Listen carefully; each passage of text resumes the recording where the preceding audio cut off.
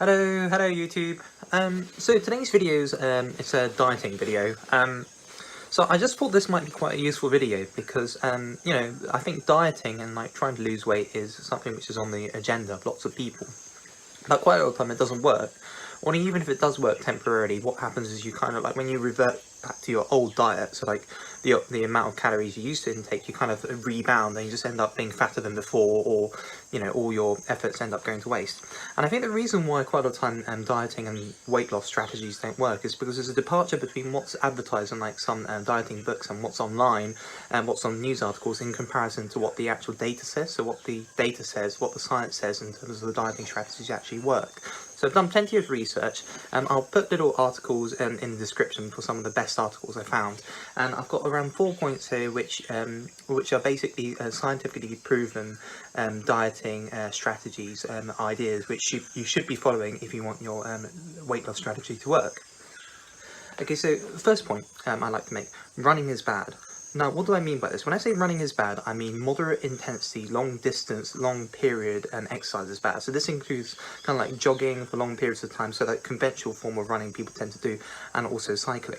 So now, the reason why this is bad is, I think it's best understood if I refer to a particular study. So there was a study where they actually had 3 groups of people do different exercises. So they had one group who for 16 weeks didn't do any exercise at all. They had one group which did high intensity exercise, so like for 3 days a week for 16 weeks, and they had one group who did everyday long distance moderate intensity exercises, so they went on jogs every day. And what they found at the end was that the people who actually did the high intensity exercises lost fat, but the people who did the moderate intensity running exercise and the people who didn't do any exercise at all had the same fat levels at the end of the experiment. Now this is quite interesting. So this is not to say that the people who did the running didn't lose any weight. They actually did lose weight, obviously, and you know, that's obvious since the one group was doing no exercise and one group was doing running exercises. The key fact is that they didn't lose any fat. So what does this mean? Basically, if they've lost weight and they haven't lost any fat, it means they've lost muscle mass. And losing muscle mass is not ideal at all for a weight loss strategy. Now, there's a couple of reasons for that. One is that muscle mass, having more muscle mass increases your metabolism, so when you eat more, you actually burn more calories, so it helps you lose weight automatically anyway if you develop muscle mass. Another thing is just in general health reasons as well. So consider running as being an exercise which actually just makes your body deteriorate. You're kind of shriveling, if you will. You go on a run, and basically what happens is your muscles are easier to break down. Your body finds it easier to break down muscle mass than fat when you do exercise like that. So essentially, it's just kind of shriveling your body and breaking down your muscle in order to make that kind of temporary energy. But that's just going to make you weaker. And like I said before, it lowers your metabolism. So when you try and go back to your original diet, what's going to happen is that you're actually going to put on weight faster and maybe even more than before, because essentially you're consuming more calories than your body actually needs. Okay, so this kind of also brings me on to my second point. So a point to consider when you're doing running exercises is you need to make sure you do it correctly. So essentially, if you are going to be doing some sort of exercise, it should be high intensity exercises. That's the best way to lose weight. So a common one they call is a high intensity interval training, so HIIT workouts. I'm sure you've heard this before. So if you are going to go and run, maybe go on like a 30-second run, sprint as fast as you possibly can, get really out of breath, and then stop and then kind of walk for around a minute, and then repeat that. So another 30 seconds of hardcore running and 1 minute interval, and maybe repeat that for even just 10 minutes. And that's the scientifically proven way to lose weight effectively without losing muscle mass. And also the beauty of that is actually that it takes a much shorter period of time to perform those kind of exercises than like an hour-long 5K run. So it's actually much more time efficient as well. And another point to consider, the average calorie consumption for a human individual tends to range between 2,000 and 3,000 calories a day.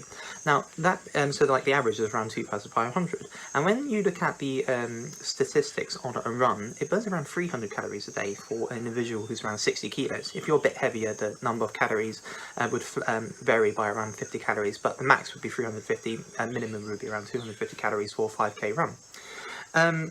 And when you consider that the fact that an individual actually uses and needs 2,500 calories a day, you can see that it's kind of like pissing in the wind. It really doesn't account for much of your full calorie rota, if you will. And so the question is, what is what in our bodies is using up the most amount of calories during a day, and how can we maybe use that to increase our calorie usage and try and lower our weight in that way? And the answer to that is that it's actually NEAT exercises which are using up the most calories in a day. And essentially NEAT is basically just I think it stands for non-exercise activity thermogenesis. I'm not completely sure that, I think it's something like that. But anyway, NEAT is like everyday activities, so it's just me literally moving my hands while I'm doing the video, because I like to move my hands around, or it's, you know, even just walking to the desk, or like picking something up. It's those kind of like non like kind of like running exercise, non-exercise, just kind of general movements, which this makes up. And that actually accounts for 501,000 calories usage a day. So when you think about it and compare that to running, actually these NEAT exercises takes up 3 times more calories than any long run would do. So bearing that in mind, you can see that actually maybe the best way to lose weight is to start considering losing weight through developing your NEAT exercises. So this might be even during the day, kind of like walking up the stairs instead of taking the escalator, or maybe maybe using one of those standing desks, thinking about maybe some kind of walking pattern when you go to the office or back home. And just kind of incorporating those kind of exercises in daily life will significantly increase your calorie usage and will lead you to lose weight. And again, the beauty of this is that I think quite a lot of the time the reason why exercises and these kind of weight loss programs don't work is because it exerts a lot of pressure on your brain. So you're like, God, I want to eat this, but I can't. I've got to exercise, but I don't want to. And then once you've done that for like a couple of weeks, you just end up getting just depressed and it feels awful, and you just stop, and then you kind of rebound and you put on the weight back again. But amazing thing about kind of incorporating those kind of exercise routines into your NEAT is that it doesn't have to be like one big session which puts a lot of pressure on you. It's just tiny little changes to your life you have to make. So if it's all in like little tiny portions throughout the day, it won't really feel like it's that much of effort. So I mean, just climbing up the stairs, I mean, you know, sure, it's maybe a bit more effort than kind of using the elevator, but it's not that much of a difference. And standing tables I've used before, but they're not particularly that much effort either, but it makes a significant difference to your daily calorie usage. Okay, and so the third point I like to make is kind of like from a psychological perspective.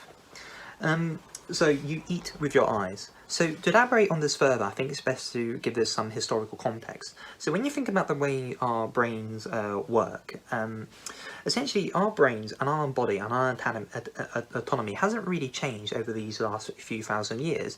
But what has changed a lot is our current environmental, due to human advances, technological advances.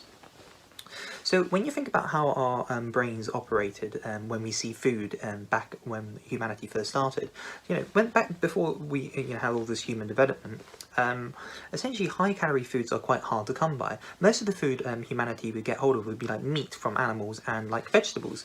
So, and when you think about like, most of the high calorie foods we eat these days, it's things which are human cultivated, you know, like foods like bread and pasta, which are human made, and also things like rice, but that's cultivated by humans. It's not just a naturally growing thing. You know, those kind of products are produced by human farms. So when you think about it that way, it's much easier to understand that why our brains are wired so that when we see some high calorie foods, we desire it so much that we try to eat it straight away. But obviously you can see that there's also a bit of a defect in our brains, if you will, or I suppose our brains haven't developed enough to match our current environment to be more accurate. Because obviously nowadays there's so much abundance of high calorie foods, having our brains set up that way is an issue because we end up over consuming, and this is quite a lot of the reason why we have so much of an obesity epidemic and why so many people are overweight. It's because our brains are naturally designed to do that. So the question becomes, how can we avoid over-consuming foods and, you know, as a result lose weight? And the best thing to do is just to kind of like make sure you don't have those kind of high-calorie foods near you, which is quite an obvious thing. I mean, even a child knows this. If you have like a bar of chocolate sitting in front of you, you're much likely to eat the bar of chocolate if it's in a different room. So the best thing to do is just avoid high-calorie foods altogether. Don't buy them. But another thing you can also do is utilize the kind of like defects in our brain, if you will. So let's say you have like a bowl of spaghetti and you cut the quantity by around 50%. Our brains can notice that, so we know that that is less, and as a result of that, there's going to be stress. We're going to be like, oh god, I want to eat more, blah blah blah blah. But what our brains can't tell the difference is if the sizes of portions decrease by a range of 20%, so plus or minus 20%. So essentially what you can do is maybe get bowls and plates which are smaller by 20%, which you can't serve as much food on by around 20%, and also maybe getting glasses which are designed to look bigger or are smaller than by 20%, so you can't tell the difference if like maybe the beer you're pouring out is 20% smaller than it was before. Another interesting example about how our brains work is also there was another study which was done which compared the portions people serve depending on the size of the products people bought. So let's say you bought, so what the study found was, so let's say you bought a big jar of Nutella and a small jar of Nutella. So the interesting thing is when you go to supermarkets, quite a lot of the time the bigger jars of foods tend to be more economical than the smaller jars because of economies of scale. So like to the gram, the larger jars provide more jam or Nutella or whatever in comparison to the smaller jars. But what was interesting was that the scientists actually found that it wasn't cost efficient in terms of per portion used, because essentially what happened was when people bought the bigger jars is that they just had larger portions than the people who had smaller jars. So essentially the number of portions within the large jar and the small jar were the same, 100, because essentially the people with the larger jar just had larger portions. So essentially it's not cost efficient because the number of times you can actually use the jar is the same, and also you just end up eating more, so in terms of health as well, it's not beneficial at all. So essentially the answer is always buy smaller jars of food, even though it seems a bit counterintuitive. Okay, so the last point I like to make is making sure to limit cutting your calories to around 500 calories a day. So a mistake which commonly people make, and I think the reason why people quite a lot of time rebound and their diets, even if they work temporarily, as soon as they revert to what they were doing before, their weight spikes up again, is because they cut too many calories. So I'm going to include a link to NHS guidance at the bottom of this YouTube page, which kind of gives all the little details on it and how much you should be cutting your calories by depending on your height and weight. But essentially, it tends to be that if you're trying to lose weight, you should limit your calorie cut by around 500 calories. And the reason for this is because if you cut any lower than this, essentially it's proven to you getting demotivated, depressed, and also it leads to again your muscle mass breaking down, similarly to the point I mentioned in point 1. The important thing is that you do lose weight over a long period of time, gradually, maybe losing around half a kilo a week, and you do it the correct way, and to avoid so you do it the correct way and avoid losing muscle mass. And I think it's a common example of, losing weight. At the end of the day, you have to play play the long game to do it properly and to have long-lasting impact. I think I suppose you could also rephrase it like this. Essentially, doing it properly and doing the long way is actually the quickest way to lose weight properly. It's the quickest shortcut. So like the long way around is the shortcut. And I think it's very important to bear that in mind. And again, I think that's the reason why quite a lot of time people end up failing dieting, because they try to look for these miracle cures, which is going to make them lose weight straight away, and then they end up destroying their body, or maybe they get some kind of weird supplement, for example, which doesn't really have any scientific backing, but it's advertised as, an easy way to lose weight. They eat it and they, think it's going to work, but actually it just ends up destroying their bodies and they don't actually lose weight at all. Actually, the final point I'd like to make also, there's not that many scientific backing for quite a lot of these diet supplements, but there is one product which is scientifically proven for you to lose weight, and that's caffeine. Caffeine, so having like 3 or 4 cups of coffee a day, is proven to instigate weight loss and fat loss. So that's the only supplement, if you are considering taking supplements, you should be considering taking, but that's the only one which has any scientific backing.